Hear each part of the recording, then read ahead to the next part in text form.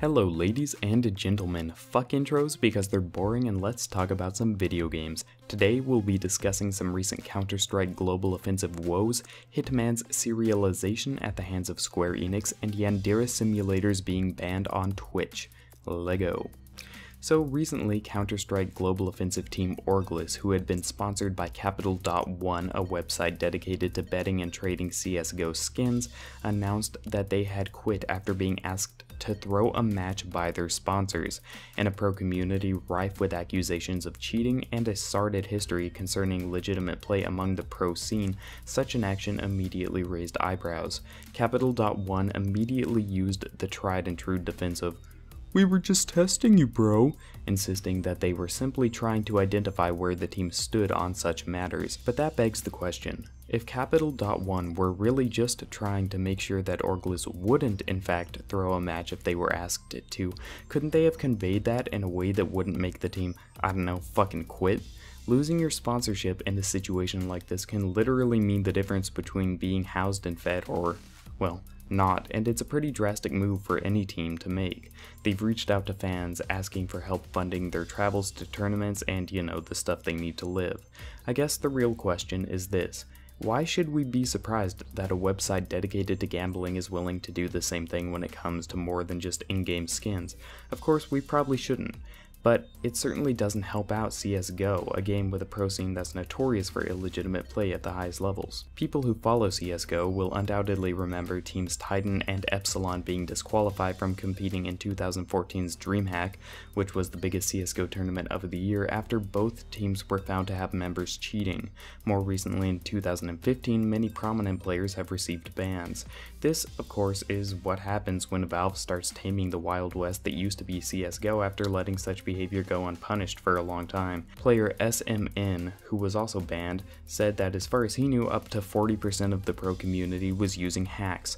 Although we have no way to discern whether such an allegation is true, it is definitely sobering.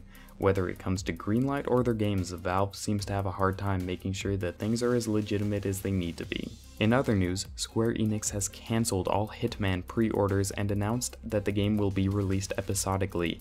The first episode, consisting of the prologue and one mission, will be released for $15, after which players will be able to buy 5 subsequent episodes for $10 each. This means the grand total for all episodes comes out to $65. This is, well, colossally stupid, really.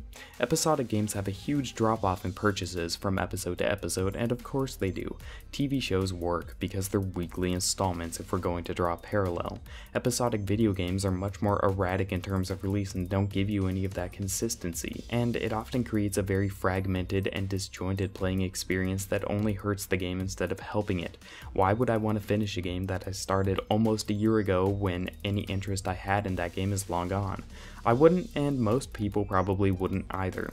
So there are two explanations for this.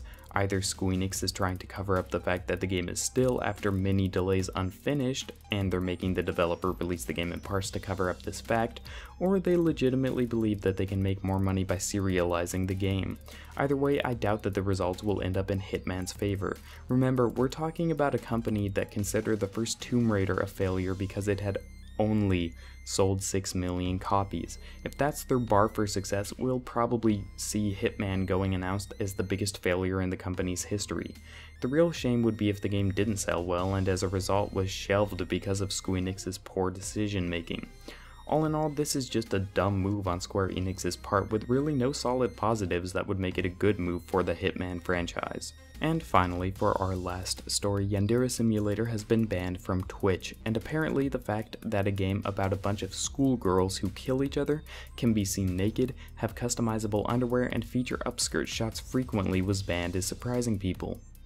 Those people are stupid. Look, I get that we all like this idea of free speech and we all want to say whatever the goddamn fuck we want whenever we goddamn fucking want to, but it's not the job of a company to uphold your right to do so. Although I'm sure that's got a lot of people a bit knackered, let me try and explain what I mean. If a company feels that something in their business is reflecting poorly on it, they will change that thing, and considering how topical school killings and sexual assault is right now, not to mention the fact that many in the Western world have completely come to see anything associated with school violence or the sexualization of women as being completely taboo, is it really that astounding that Twitch decided to ban this game from its service? I think not.